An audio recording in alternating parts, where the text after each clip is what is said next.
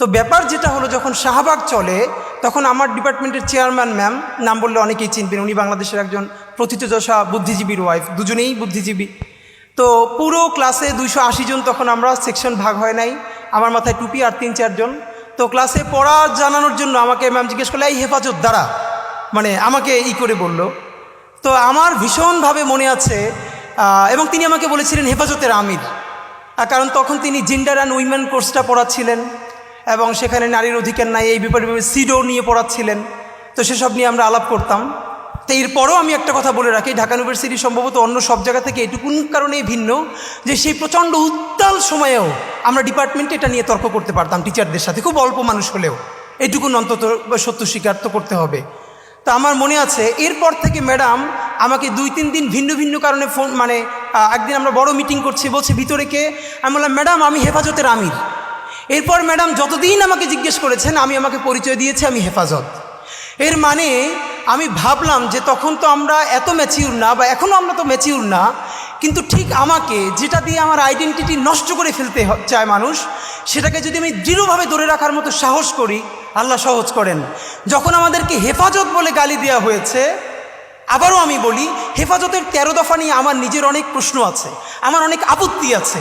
এই সমস্ত আপত্তি একপাশে রেখেই আমি বলেছিলাম, প্রকাশ্য দিবালোকে শিশু থেকে শুরু করে বৃদ্ধ মানুষকে ঢাকায় ডেকে চতুর্দিক বন্ধ করে ঘন্টার মধ্যে 1.5 লক্ষ বুলেট ছুঁড়ে গণহত্যা করা যাবে না, এবং এটা গণহত্যা। এই গণহত্যাকে গণহত্যা বলতে পারবার যে হিম্মত অল্প কিছু মানুষের ছিল।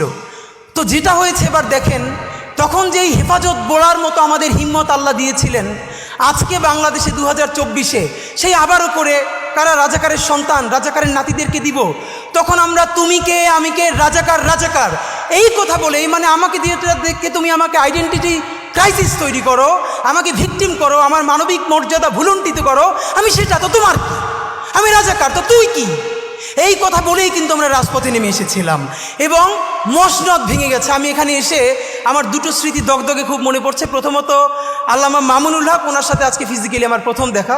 ওনাকে দেখে আমার যেই স্মৃতিটা মনে পড়ছে, ওনারও মনে আছে কিনা জানি না, কয়েক বছর আগেও মনে হয় 2 বছর আগে ওনাকে যখন জেলে নিয়ে আসলো, উনি জেলের যে জেলখানার যে গাড়ি, তো ওনার মাদ্রাসার জামিয়া রহমানিয়ার বেশ কিছু ছেলেরা খুব ভোরে সম্ভবত বোখারি শরীফ বুকে নিয়ে ওখানে লাইনে দাঁড়িয়েছিলেন, তারা তাদের উস্তাদের কাছে বুখারির সবক নিতে চান। তো উনি সেই জেলের গাড়ির মধ্য থেকে বলছেন, এই পড়া ছাড়বা না, এইভাবে পড়বা। আমি ভাবি আসলে এই যে মাদ্রাসার শিক্ষা, মাদ্রাসার শিক্ষক ছাত্র জুলুম, এ নিয়ে তো প্রচুর কথা বলি, কিন্তু সত্য কথা এই পরিবেশটা আসলে বোঝা যায়, মানে রুহানিয়াত এমন জিনিস, মানুষ নিজের চেয়ে নিজের উস্তাদকে ভালোবাসতে পারে, এটা মনে হয় সম্ভবত খুব কাছ থেকে না বুঝলে আসলে না চিনলে মানুষ বুঝবে না। তো শিক্ষক উনি যখন বলছেন যে এরকম পড়তে শুরু করবা, পড়া ছাড়বা না, তখন সেই ছেলেগুলো বুকে বোখারি শরীফ জড়াই ধরে কাঁদতেছে রাস্তার মধ্যে, হ্যাঁ হুজুর এটা শুনবো। তো এই সময়টা আমার খুব মনে পড়ছে। আর আজকে এখানে এসে আপনাদের কাছে শুধু একটা কথা বলতে চাই, বিনীত অনুরোধ। আপনারা দেখেছেন যে আমরা 3টে গণহত্যার কথা সবসময় একসাথে বলি। আমরা বলি জুলাই, পিলখানা ও শাপলা গণহত্যা। আমরা যতবার বলেছি জুলাই নিয়ে কমিশন হয়েছে, অনেক সমালোচনার পরে পিলখানা নিয়েও একটা কমিশন করা হয়েছে। যদিও বলে রাখি সেই পিলখানার প্রকাশ্য প্রতিবেদন আসবে কিনা আমরা জানি না, কিন্তু ঠিক কোন কারণে শাপলা নিয়ে এখন পর্যন্ত একটা গণহত্যা কমিশন করা যায় নাই? তাহলে এই শাপলার রক্ত কি রক্ত বলে মনে হয় না? শাপলার মানুষের মাথায় টুপি, মুখে দাড়ি, তারা অনেকে গরিব, তারা প্রান্তিক, পশ না, আরবান মিডল ক্লাস না, তাদের তকতকে কোনো প্রতিষ্ঠান নাই, মানে এই জন্য কি সে নাগরিক হয়ে উঠতে পারে নাই? তার রক্তের কি এক ফোঁটা দাম নাই? আমরা হাজারবার, ইভেন ডক্টর ইউনূস সাহেব একবার দেখলাম জাতিসংঘকে অ্যাড্রেস করে বলছেন যে আপনারা আসেন, আপনারা এখানে শাপলার প্রতিবেদন, শাপলা নিয়ে তদন্ত করেন। এরপরে আর কেউ কথা বলছে না। আপনাদের কাছে আমার শুধু একটা দাবি, অনেকে বলেছে যে আমরা যে ইনসাফের রাষ্ট্র বলি, ইনসাফের সমাজ যে কায়েম হচ্ছে এটা বুঝবো কিভাবে? এটার আমি প্রথম বলেছি, যেদিন শাহবাগ, সমস্ত শাহবাগ দাঁড়িয়ে প্রকাশ্য ক্ষমা চেয়ে শাপলার বিচারের জন্য রাস্তায় নামবে, সেই দিন বাংলাদেশে যে ইনসাফ কায়েমের প্রারম্ভ হয়েছে সেটা আমরা বুঝতে পারবো। এইখানে যাদেরকে আমরা দেখছি এরা তো শাপলার ভিকটিম। তো শাপলার বিচার কি শুধু শাপলার ভিকটিমরা চাইবে? শাপলার বিচার কি শুধু যার বাবা শহীদ হয়ে গেছে সে চাইবে? শাপলার ভিকটিম কি শুধু মাদ্রাসার ছেলেগুলোরই চাইবে? তাহলে বাকি যারা বাংলাদেশের নাগরিক, তাদের কি শাপলার বিচার লাগবে না? আমরা শাপলার বিচার চাই না বলেই তো এই আবার আমাদের হুজুরেরা তারা অনেক সময় অন্য বিচার চায় না, এবং আমরা তখন বলি তারা কেন আমাদের পক্ষে কথা বলে না। এই বিভাজন ভেঙে শাপলা গণহত্যার জন্য কমিশন করতে পারতেই হবে আমাদেরকে। আমি আপনাদের কাছে বিনীত অনুরোধ করে যাই আজকে এবং আমি সত্য কথা বলি, প্রথম দিক থেকে আমার ভীষণ মন খারাপ। আমি কওমি অঙ্গনের সাথে অনেকের কাছে বলেছি, বিচারও দিয়েছি দাবি নিয়ে, অধিকার নিয়ে, যে প্রায় জুলাই 10 মাস হয়ে গেল এখন পর্যন্ত ইভেন হেফাজত থেকে শাপলা নিয়ে বড় কোনো প্রোগ্রাম নাই কেন? আমরা ছোট পরিসর থেকে, আমরা তো আমাদের মতো করে বলবো, আমরা তো ধর্মীয় দৃষ্টিকোণ থেকে না বলে আমরা একটা ন্যাশনাল ইন্টারেস্টের জায়গা থেকে বলি। হেফাজতকে আমরা ধর্মীয় গোষ্ঠী মনে না করে আমরা তাদেরকে নাগরিক কাউন্ট করে বলবার চেষ্টা করি, কিন্তু তাকে তো অনেক ফোর্স থেকে অনেক জায়গায় বলতে হবে। তো অত্যন্ত ধন্যবাদ যে অন্তত শাপলা স্মৃতি সংসদ অফিসিয়ালি করা হলো, এইটা শুরু হলো।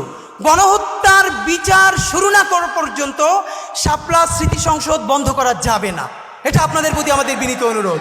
নাম্বার 2, এইখানে যত আলেম ওলামা আছেন, এই আলেম ওলামারা তো থাকবেই, কিন্তু শাপলার বিচারের জন্য আমরা বাংলাদেশের ইউনিভার্সিটির ইভেন আমার টি শার্ট পরা বোনদেরকে পর্যন্ত রাস্তায় দেখতে চাই। কারণ শাপলার বিচার যদি না হয় তাহলে পিলখানার বিচারও কিন্তু হবে না, এটা আপনাদেরকে বলি। আর শাপলা গণহত্যা হচ্ছে সেই গণহত্যা যেই গণহত্যার লাশগুলো গুম করার মধ্য দিয়ে খুনি হাসিনা নিশ্চিতভাবে সাহস পেয়েছে মানুষ মেরে লাশ গুম করে দিলে তারপরে রক্ত যদি সব পানি দিয়ে ধুয়ে দেয় তবুও তাকে করবার মতো এই বাংলার জমিনে কেউ নাই। এই সাহসে শাপলা থেকে জুগিয়েছিল আল্লাহর অসীম কৃপা। আপনি ভাবেন 1 যুগ হয় নাই, যে বলেছিল রং মেখে শুয়েছিল। আমি নিজে শাপলা চত্বরে আপনাদের বিকেলের দিন হঠাৎ করে ভ্যানের উপরে 4টা লাশ, একদিকে প্রচণ্ড গুলি, একদিকে জানাজা, কোথায় যাব কোনো ঠিক নাই। এই গল্প অনেক জায়গায় বলেছি। তো আমরা আপনাদের কাছে বিনীত অনুরোধ, বিশেষ করে আল্লামা মামুনুল হক, আপনার কাছে আমরা বলতে চাই, আমাদের ছোট জায়গা থেকে আমরাও আপনাদের সাথে থাকতে চাই।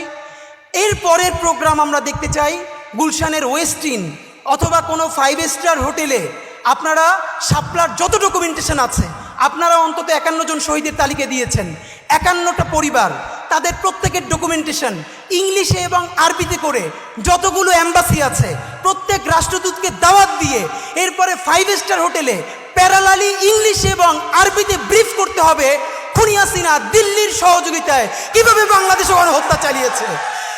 যতক্ষণ না পর্যন্ত বাংলার জমিনে শাপলা গণহত্যার বিচার হবে ততদিন জুলাই চলবে। বাংলাদেশ জিন্দাবাদ, ইনকিলাব জিন্দাবাদ। ধন্যবাদ শরীফ ওসমান হাদি ভাইকে, অত্যন্ত গুরুত্বপূর্ণ আলোচনা তিনি আমাদের সামনে এনেছেন। আজকে আমরা সেই কথা আবারও স্মরণ করছি আমাদের প্রাণপ্রিয় রাহবার আল্লামা মামুনুল হক দামাত বারকাতুহুম সেই পুলিশের যে